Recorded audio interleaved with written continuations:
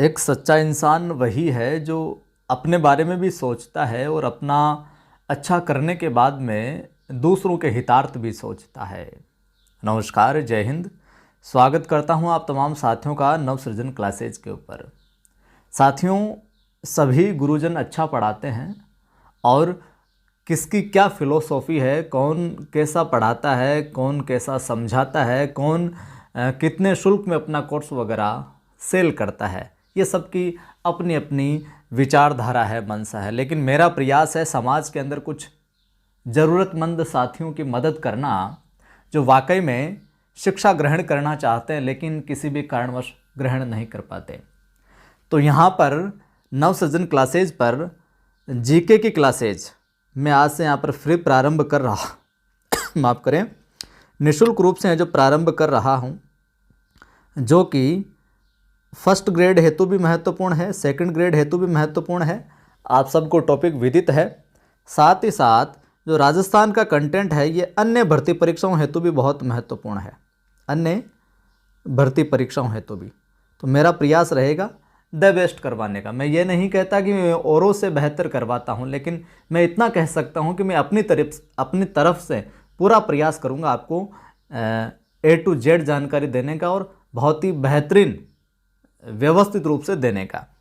तो अब आपका ये फ़र्ज़ बनता है, अगर अच्छी जानकारी आपको मिल रही है तो ज़्यादा से ज़्यादा शेयर करना, वीडियो को लाइक करना और कमेंट करके बताना भी कि आपको ये मेरा अध्यापन कौशल, ये मेरा कंटेंट पसंद आ रहा है या नहीं।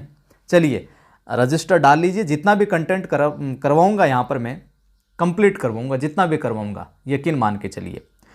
पहला बिंदु लेते हैं, राजस्थान की सभ्यताएँ। ग्रेड फर्स्ट की तैयारी कर रहे हो या सेकंड की या फिर अन्य भर्ती परीक्षाओं की, आज से ही प्रारंभ कर दीजिए, क्योंकि किसी भी भर्ती परीक्षा के अंदर आपको चयन चाहिए तो 8 से 10 महीने अवश्य ही है जो तैयारी करनी पड़ती है और बेहतरीन तैयारी करनी पड़ती है। राजस्थान की सभ्यताएं सीधा सीधा पॉइंट पर आएंगे, उससे पहले थोड़ी सी बिल्कुल बेसिक जानकारी ले लेते हैं। यहाँ पर आप डालिए इतिहास के काल। सभ्यताओं से आने से पहले इतिहास के काल, मात्र 3 बिंदु लिखूंगा। इतिहास के काल, इतिहास के काल, और ज़्यादा विस्तार में नहीं जाएंगे, सीधा सीधा जो ज़रूरी बात है। पहला इतिहास का काल आता है साथियों 1 नंबर पर, क्या? प्राक ऐतिहासिक काल। प्राक ऐतिहासिक काल, प्राक ऐतिहासिक काल। इसकी विशेष बातें बता देता हूं मैं। इसकी विशेष बातें क्या है? एक तो समूह में रहना, इसके और विभाजन होता है लेकिन उसमें नहीं जाएंगे हम। प्राक ऐतिहासिक काल में समूह में रहने लग गया था आदमी। साथ ही आग का इन्होंने आविष्कार कर दिया था, आग जलाना। साथ ही पशुपालन,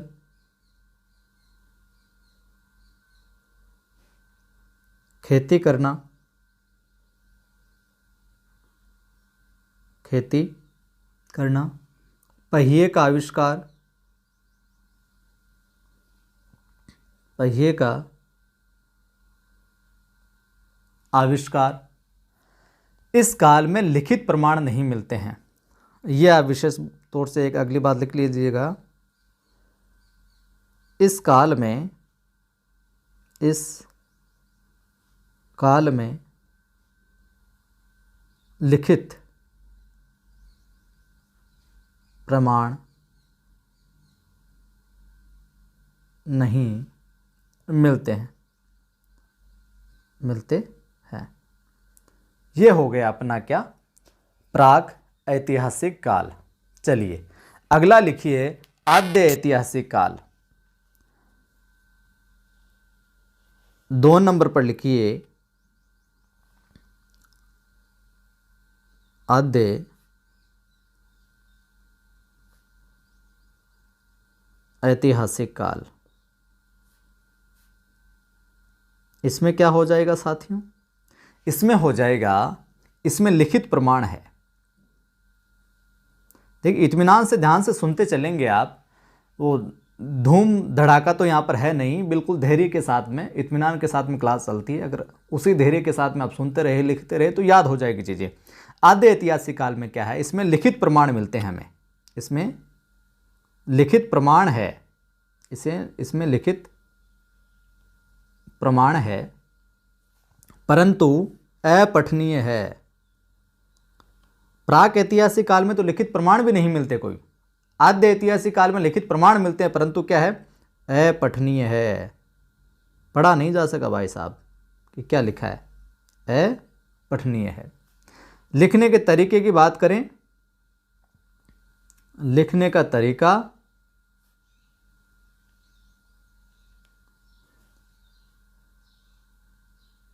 दाएं से बाईं ओर भी लिखा जाता था, दाएं से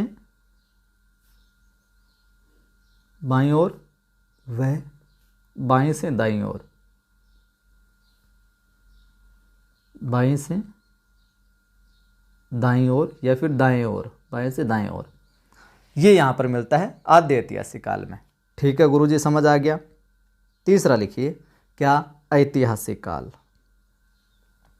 ज़्यादा विस्तार में नहीं जाएंगे, सीधी सीधी बात कर लेंगे, फिर हम सभ्यताओं पे आ जाएंगे, अपना जो बिंदु लगता है। ऐतिहासिक काल, लिखित प्रमाण भी मिलते हैं। ये जो मैं शब्द लिख रहा हूं, इन्हीं शब्दों से कई बार सवाल पूछे। लिखित प्रमाण भी है, पठनीय भी है, पठनीय भी है। यह, और अगली बात है, यह भारत में 6ठी शताब्दी ईस्वी पूर्व, 6ठी शताब्दी ईस्वी पूर्व क्या हुआ, आरंभ होता है ऐतिहासिक काल। तो ये थी अपनी इतिहास के कालों की जानकारी, जिसमें हमने बात की प्राक ऐतिहासिक काल की, जिसमें समूह में रहना, आग जलाना, पशुपालन, खेती करना, पहिए का आविष्कार, और इस काल में लिखित प्रमाण है जो हमें नहीं देखने को मिलते प्राक ऐतिहासिक काल में। बाद में आते हैं हम आद्य ऐतिहासिक काल की ओर, तो इसमें लिखित प्रमाण है लेकिन अपठनीय है। लिखने का तरीका दाएं से बाएं ओर व बाएं से दाएं ओर दोनों देखने को मिलता है। ऐतिहासिक काल में हम आते हैं तो लिखित प्रमाण भी मिलता है और पठनीय भी है, यहाँ की सब जो जानकारी है वो। और यह भारत में 6ठी शताब्दी, कौन सी शताब्दी, 6ठी शताब्दी ईसा पूर्व में जो आरंभ होता है ऐतिहासिक काल। ये थी बेसिक जानकारी अपने। चलिए अब हम आते हैं आगे। पहला लिखिए आप आज, कालीबंगा सभ्यता। क्या लिखना है, कालीबंगा सभ्यता लिखना है आपको। कालीबंगा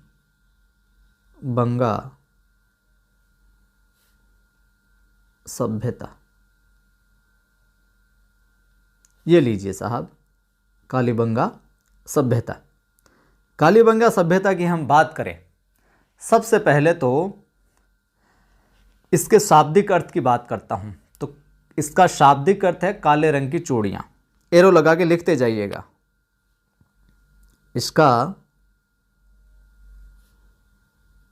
शाब्दिक अर्थ क्या हो जाएगा, माफ करें, इसका शाब्दिक अर्थ हो जाएगा काले रंग की चूड़ियां। यह सवाल भी आता है, काले रंग की चूड़ियां। अगर आपसे कोई ये भी पूछ ले क्या कालीबंगा किस भाषा का शब्द है, तो कालीबंगा सिंधी पंजाबी भाषा का शब्द है। ये भी लिख लीजिए, कालीबंगा सिंधी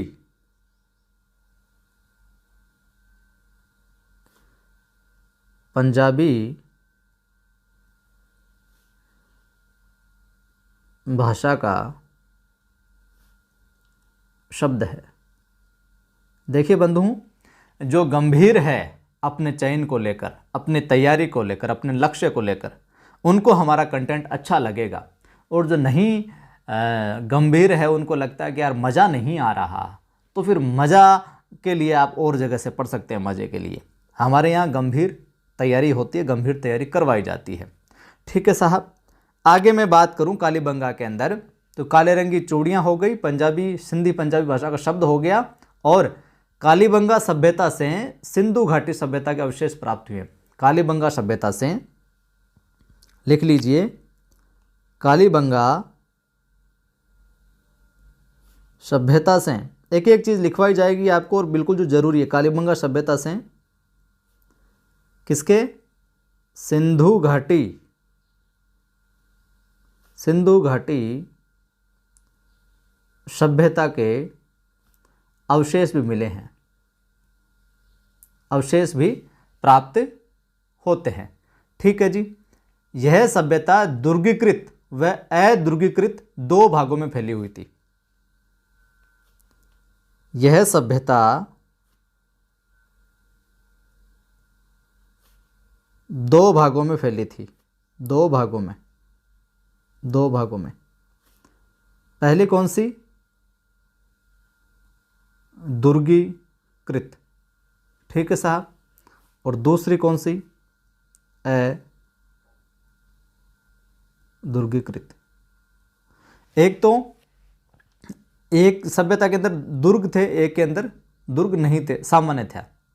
इससे कांस्य युगीन सभ्यता, नगरीय सभ्यता, आद्य ऐतिहासिक सभ्यता, प्राक हड़प्पाकालीन सभ्यता आदि नामों से जाना जाता है। उपनाम आप लिख लीजिए यहाँ पर।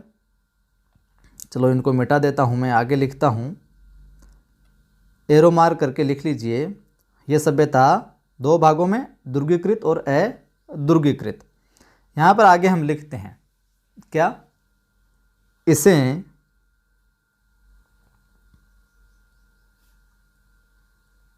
क्या कहा जाता था? कांस्य युगीन सभ्यता।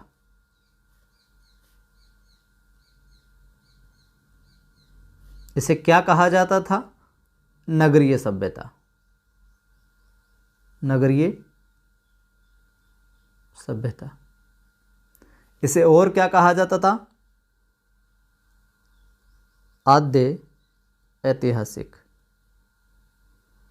इसे और क्या उपनाम दिया गया? प्राक हड़प्पाकालीन, प्राक हड़प्पाकालीन।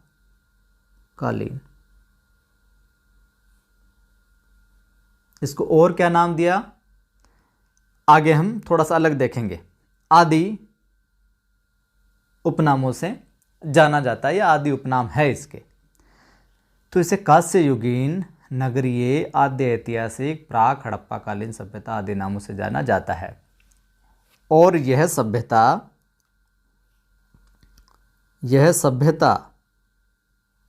नदी अगर पूछ ले, नदी भी कई बार पूछ जाती है, यह सभ्यता सरस्वती,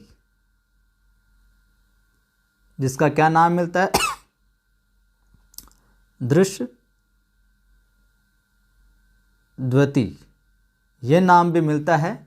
या फिर हम कह सकते हैं आज घग्घर नदी के मुहाने पर स्थित है साहब, मुहाने पर स्थित। यहां तक मामला ठीक है। अब देखिए, अब आती है कालीबंगा की खोज की। तो कालीबंगा की खोज की हम बात करें तो लिख लीजिए आप, कालीबंगा की खोज, कालीबंगा सभ्यता की जो खोज है वो करते हैं अपने 1952 के अंदर अमलानंद घोष ने। अमलानंद घोष, कई जगह 51-52 भी मिलता है, तो 51-52 साथ में आएगा। कालीबंगा की खोज 1951-52 या 52 अमलानंद घोष ने की। उत्खनन की बात करें, अगर उत्खनन की बात करें तो यूं तो आगे भी चलता रहा, लेकिन प्रारंभ में इसका जो उत्खनन है वो 1961-62 में, 1961-62 में अपने कौन? बृजवासी लाल, बृजवासी, बीबी लाल भी नाम मिलता है शॉर्ट में, बृजवासी लाल व बालकृष्ण बीके थापर जो नाम आता है ना, बालकृष्ण थापर, मैं इसको यहां पर कर देता हूं,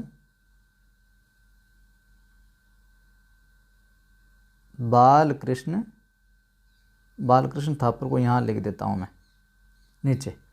बालकृष्ण थापर खोज अमलानंद घोष बंधु ने। खोज तो कर दी अमलानंद घोष साहब ने। क्या कहा साहब कि हम कर देते हैं खोज इसकी 1952 के अंदर कालीबंगा की। और फिर उत्खनन का काम भाई साहब बृजवासी लाल आप देख लो और बालकृष्ण थापर साहब आप देख लो। अब हमने तो खोज कर दी, अब हमसे ना हो पाएगा आगे वाला काम, तो आगे वाला आप देख लो। तो 1961-62 में ये हथियार उठाते हैं, पावड़ा वावड़ा उठाते हैं बृजवासी लाल और बालकृष्ण थापर की साहब मेकरशाह की खुदाई। मतलब बता रहा हूँ इनके निर्देशन में हुआ काम, थोड़ा बहुत तो इन्होंने किया होगा। तो ये बातें आ जाती हैं। अब आगे इसकी प्रमुख बातें आप और लिखिए, एरो करते लिखते जाइएगा आप। ये सारी चीज़ें परीक्षा की दृष्टि से महत्वपूर्ण हैं और सारी परीक्षा में बार बार पूछी जाती रही है। इत्मीनान से धैर्य के साथ में सुनते जाएंगे, लिखते जाएंगे तो स्वतः याद हो जाएगी। रट्टा मारने की आवश्यकता ही है जो नहीं पड़ेगी। यहाँ तक हमने लिख लिया कि थापर साहब ने, लाल साहब ने उत्खनन कर दिया।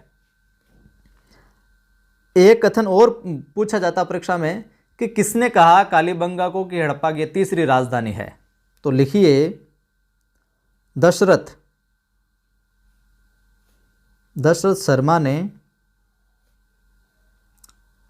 शर्मा ने कालीबंगा को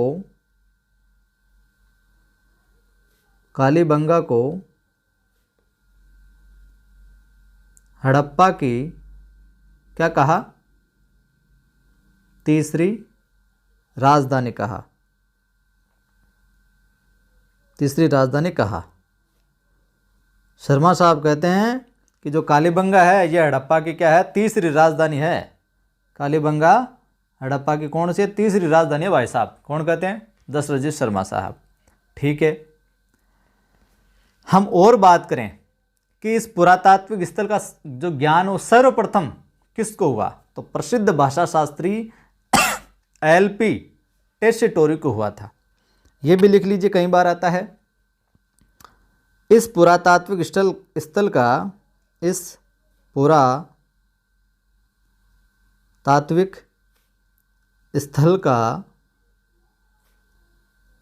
का सर्वप्रथम जो ज्ञान है कि भाई साहब इस नाम की भी कोई जगह है, ऐसा कुछ मिला है हमें। तो इस पुरातात्विक स्थल का ज्ञान जो है, सर्वप्रथम ज्ञान जो है प्रसिद्ध भाषा शास्त्री कौन, एलपी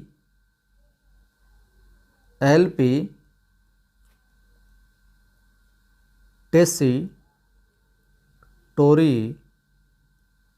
को होता है। चलो यहाँ तक मामला ठीक है। एलपी टेस्टोरी को सबसे पहले ज्ञान हो जाता भाई साहब इस नाम का कोई मामला है।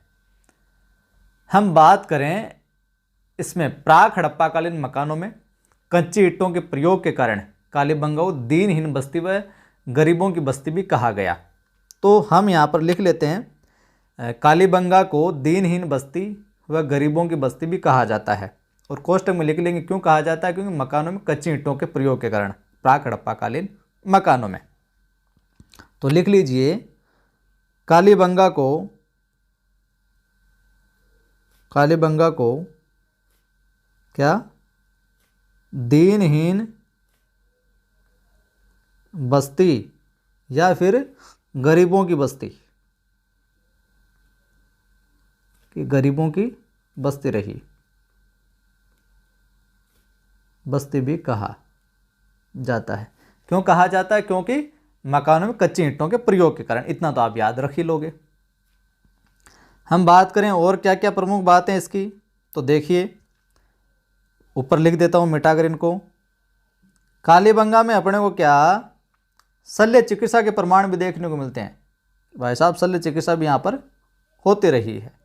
क्या, कालीबंगा में लिख लीजिए, कालीबंगा में अपने को क्या मिलता है, शल्य चिकित्सा के प्रमाण भी मिलते हैं। शल्य चिकित्सा के चिकित्सा के प्रमाण भी मिलते हैं जी। अच्छा लग रहा है तो फिर लाइक शेयर जरूर करना, कमेंट भी करना और नियमित रूप से जुड़े रहना। और अपना डिस्क्रिप्शन लिंक मिल जाएगा, अपना प्ले स्टोर पर एप्लीकेशन है नवसृजन क्लासेज नाम से, उसको भी इंस्टॉल कर लीजिए। वहाँ पर भी आपको कुछ नया देखने को मिलता रहेगा, फ्री टेस्ट भी डालता रहता हूँ मैं। चलो अगली बात लिखिए, राखी गढ़ी जो हरियाणा में है, धोलावीरा जो गुजरात में है, इनके बाद में कालीबंगा देश का तीसरा बड़ा पुरातात्विक स्थल है। अगर आपको पूछ ले कि कालीबंगा देश का कौन सा स्थल तो तीसरा सबसे बड़ा पुरातात्विक स्थल है, सबसे पहले राखी गढ़ी आता है, फिर धोलावीरा, फिर कालीबंगा नाम आता है। लिखिए फैक्ट, राखी गढ़ी,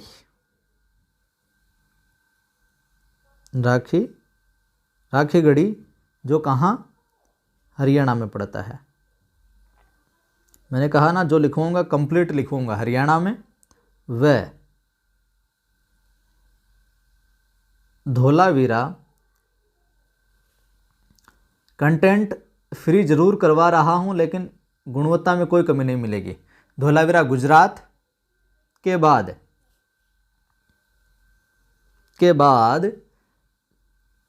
कालीबंगा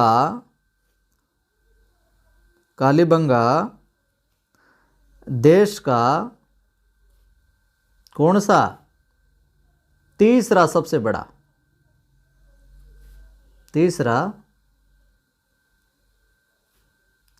बड़ा पुरातात्विक स्थल है साहब, पुरातात्विक स्थल है। ग्रेड फर्स्ट सेकंड वाले दोनों देख लेना, दोनों में राजस्थान वाला कंप्लीट पोर्शन लगा हुआ है।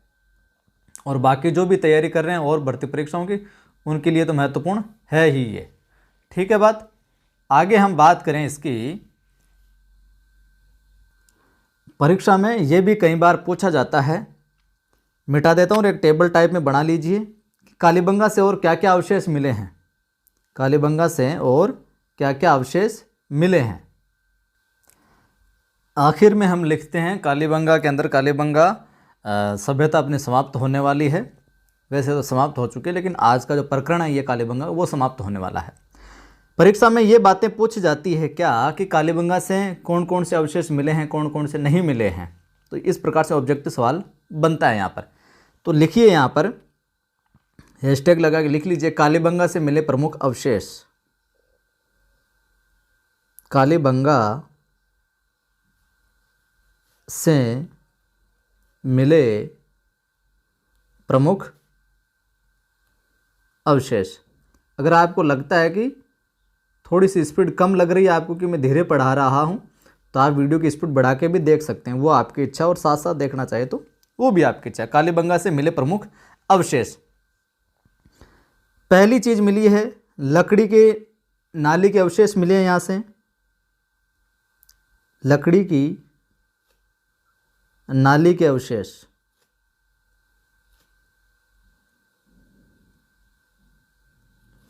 और मैं बात करूं यहां पर युगल समाधियां भी मिली है, युगल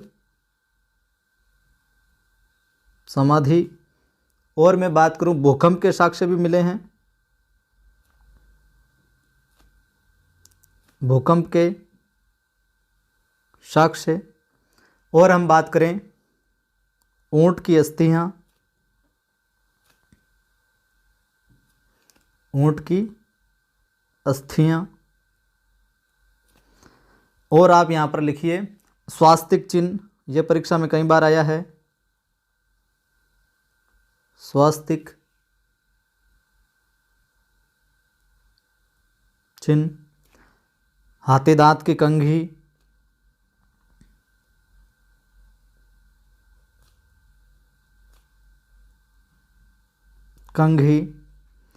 और आगे हम बात करें यहां पर तो अंडाकार कब्र, अंडाकार कब्र के साक्ष्य मिले हैं। और परिवार की बात करें तो मातृसत्तात्मक, ये भी ध्यान में रख लेना, समकोण पर काटती सड़कें मिली है। जो सड़कें होती थी वो समकोण पर काटती। और बात करें यहाँ पर फसल बोने की जानकारी, फसल बोने मतलब फसल होती थी बोने की जानकारी, जिसमें कि विशेष रूप से हम देखें तो गेहूँ, जो गेहूँ नीचे लिख देता हूँ, गेहूँ कौमा जो। एक तंदूरी चूल्हा भी देखने को मिला है, तंदूर चूल्हा। मंदिर के अवशेष नहीं मिले यहाँ पर। बेलनाकार मोहरे मिले हैं, पत्थर के सिलबट्टे मिले हैं, यहाँ पर और लिख देता हूँ, पत्थर के सिलबट्टे, बेलनाकार मोहरे, ठीक है। काली व सफ़ेद रेखा वाले लाल रंग के बर्तन भी मिले हैं। लकड़ियों की बल्लियों से बनी छत भी मिली है, लकड़ियों की बल्लियों से बनी छत भी मिली है, ये भी आप नोट कर ले करना चाहें तो। एक पल्ली का दरवाज़ा मिला और 7 आयताकार हवन कुंड भी मिले हैं, 7 अग्निवेदियाँ कह सकते हैं, ये भी यहाँ पर लिख लीजिए, 7 आयताकार हवन कुंड, या फिर ऐसा भी आ सकता है अग्निवेदियाँ। तो ये थी अपनी कालीबंगा सभ्यता। इतनी चीज़ें यहाँ पर मिली हैं। प्रयास कैसा लगा आपको, कंटेंट कैसा लगा आपको, कमेंट करके ज़रूर बताना। लाइक नहीं किया अभी तो लाइक कर दो आप अभी। सभी मित्रों को शेयर करें, ज़्यादा से ज़्यादा स्टेटस वगैरह भी लगाएं ताकि और बंधु भी जुड़े, उनकी भी मदद हो। ये पहली क्लास है। और साथ ही साथ डिस्क्रिप्शन में नीचे टेलीग्राम चैनल नवसृजन क्लासेज वो भी मिल जाएगा, और डिस्क्रिप्शन में ही अपनी जो एप्लीकेशन है नवसृजन क्लासेज उसका लिंक भी मिल जाएगा, या फिर प्ले स्टोर पर जाइए, वहाँ नवसृजन क्लासेज सर्च कीजिए, ऐप को इंस्टॉल कीजिए। वहाँ पर मैं और भी आपके लिए ज़रूरी कंटेंट डालता रहता हूँ। जय हिंद। फिर मिलता हूँ आहड़ सभ्यता के साथ। नेक्स्ट क्लास में होगी अपनी आहड़ सभ्यता।